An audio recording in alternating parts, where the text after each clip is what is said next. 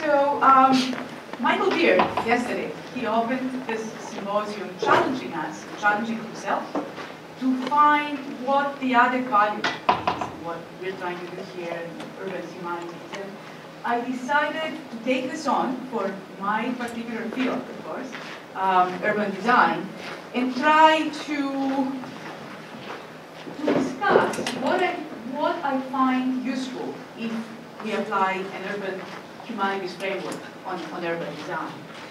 And I want to say that thinking about urban design, of course Dana talked a bit about how it started, the modern profession of urban design, but even if you go back to the early days of Pope Sixtus of Rome and Baron Haussmann to its more contemporary manifestations, some shown in actually Dana's slide of John Jurdes Park Mall, or even all these developments in Dubai and the Emirates.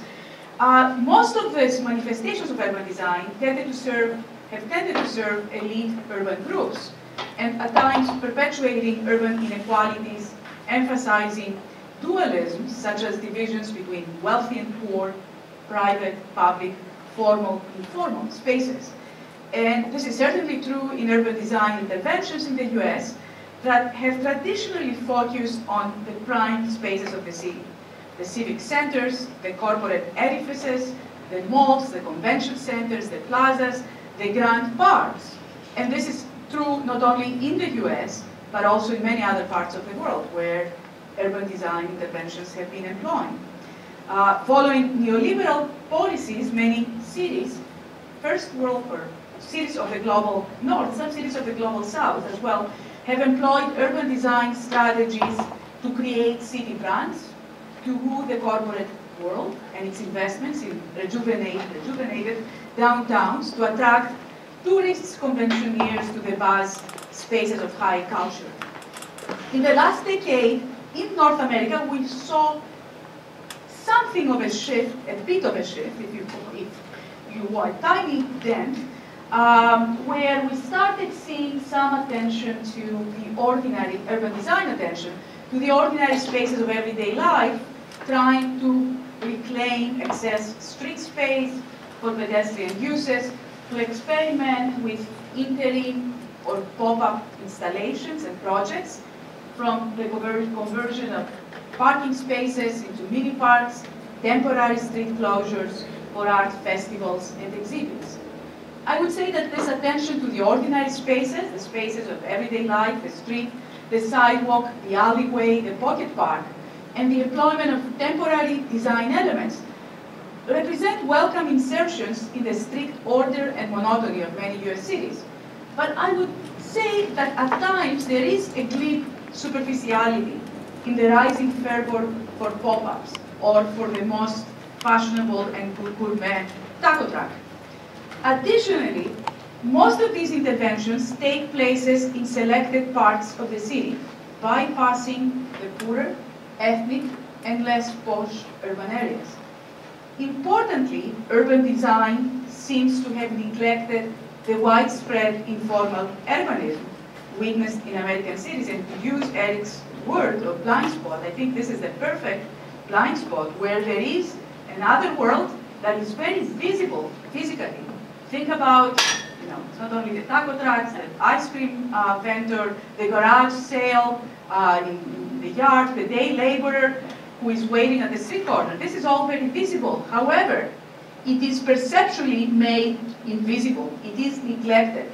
And despite this resurgence of informality and informal activities in the cities of the global north, this became very prominent. I did review some couple of years ago what I call the third generation of urban design plans in medium and large cities in the US and Canada. And none of these plans that were issued after 1990 really looked into the informal cities. These plans have not responded to the significant growth of insurgent urban landscapes at street corners, swap meets, skid row areas, parking lots, driveways, sweatshops, colonias, and migrant labor camps. So by and large, what many have called the informal city and its landscape has not attracted the attention and skills of urban design. And this failure to accommodate these spaces of informality may occasionally lead to conflict when one group occupies the space of another, may lead to marginalized environments, even at times unsafe and hazardous landscapes. Yet I will posit that urban design should be concerned and has indeed a lot to offer in addressing and responding to informality and the spaces of everyday life that represent its spatial container. More specifically, I want to argue that there is a spatial aspect of informality that can be responded through design, and an urban humanities framework in particular can help urban designers do so.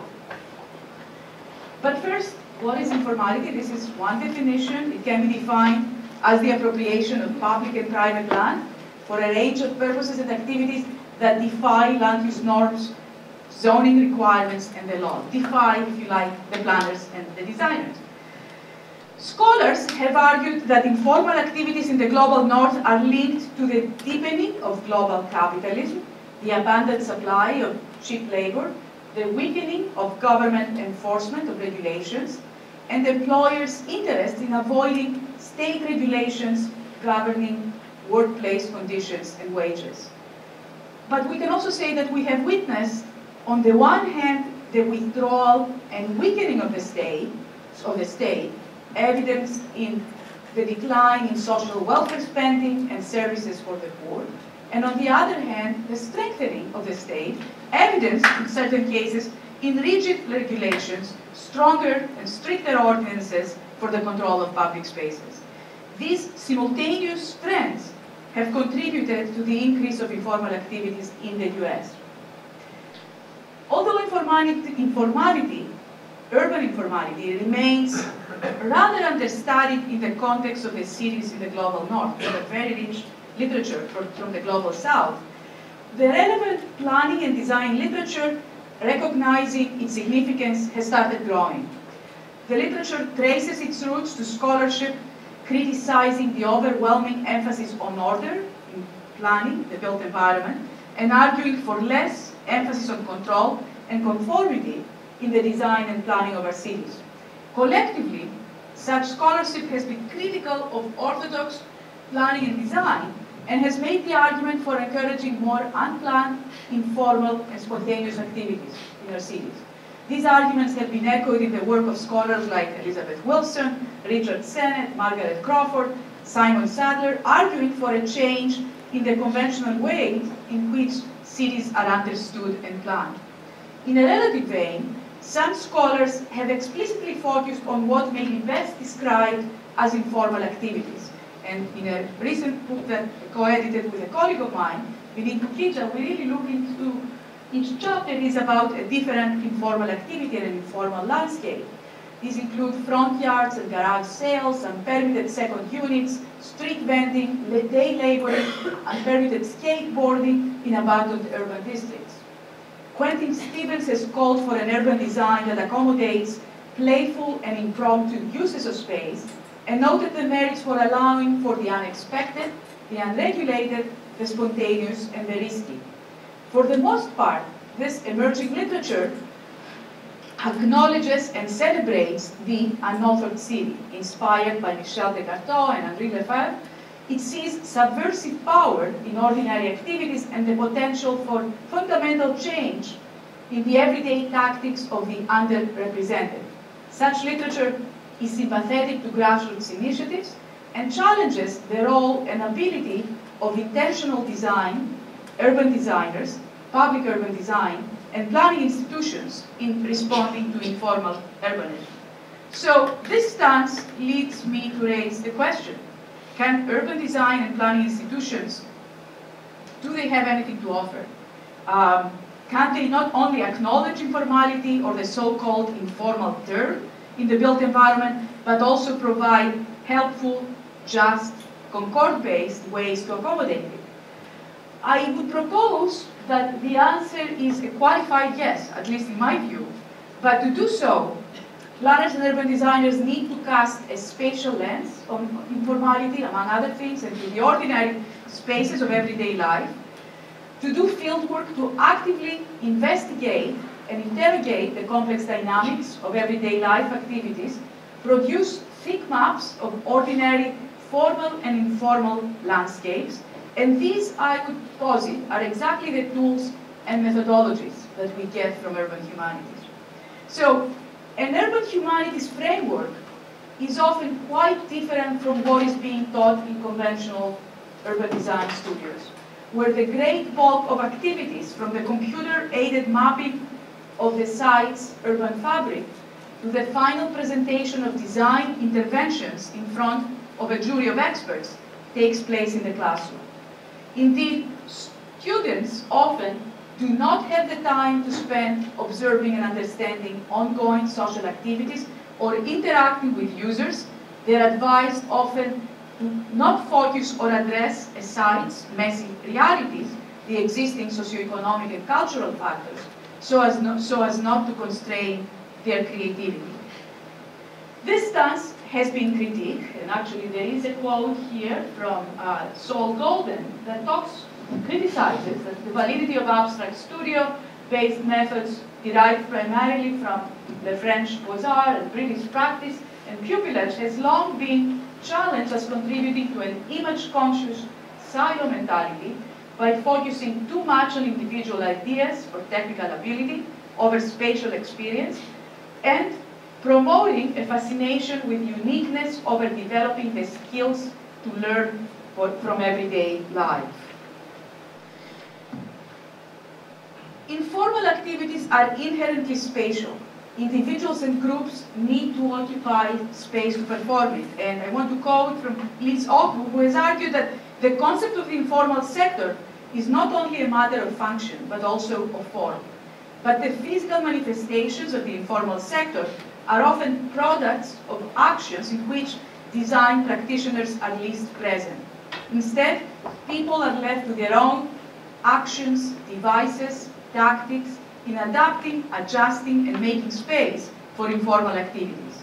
So how can we better understand and respond to urban informality and its spatial settings?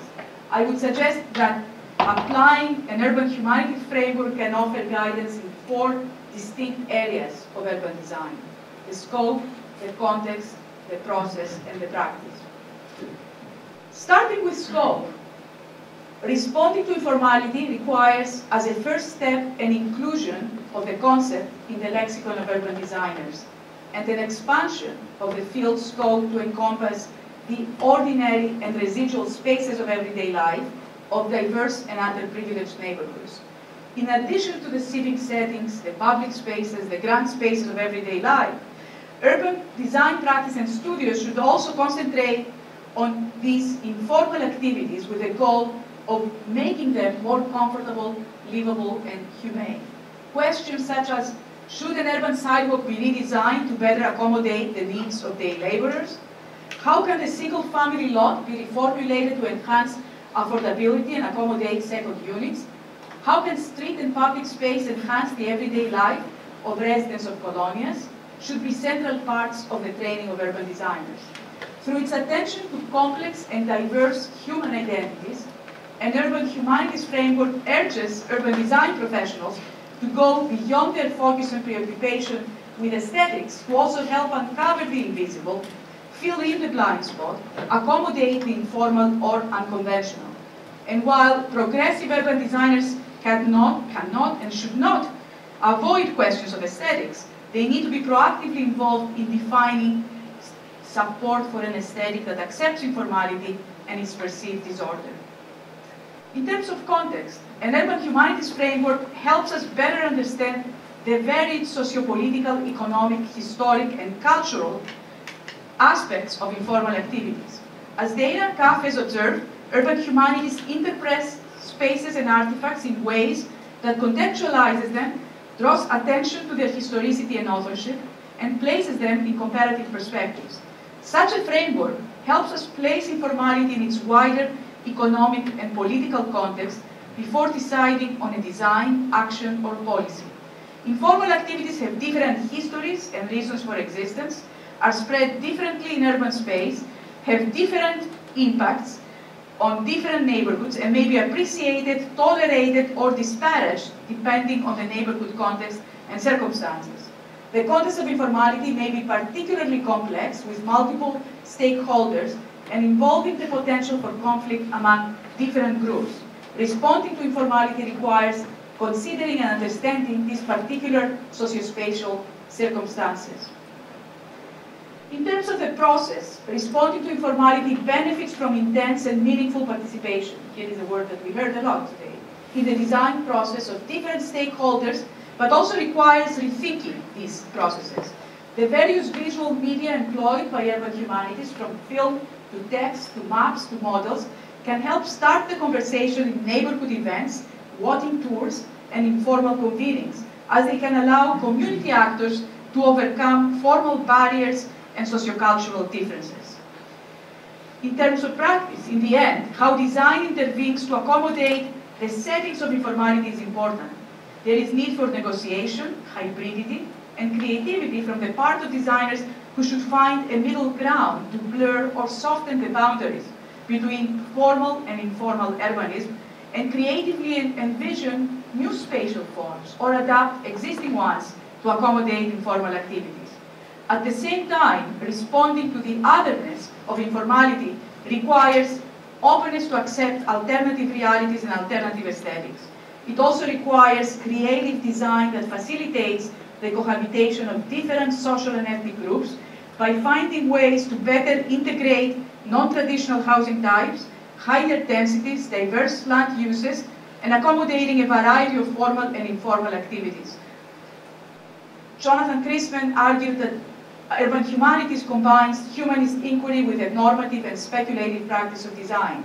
The epistemological approach of Urban Humanities is about hybridity, interdisciplinarity, and the blurring of boundaries.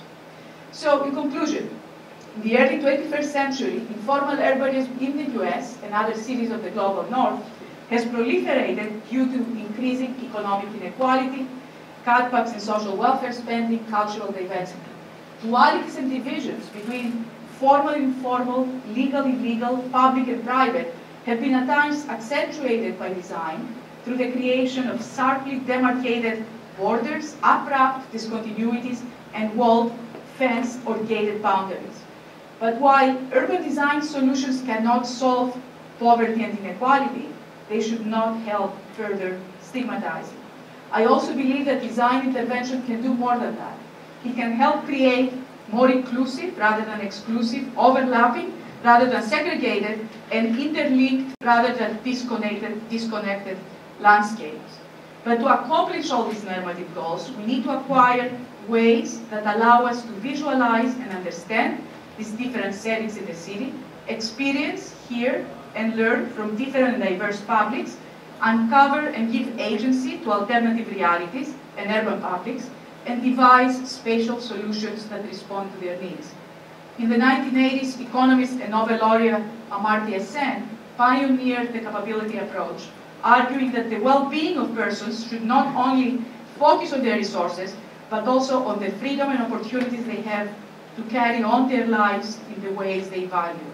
Today, cities do not have adequate spatial arrangements that can help participants of informality to enhance these capabilities. Urban designers and planners, particularly of the next generation, need to move from the neglect of urban informality to action and create a more inclusive urban commons, which enhances the capabilities of its participants. And I truly believe that an urban humanist perspective would definitely enhance their toolkit. Thank you very much.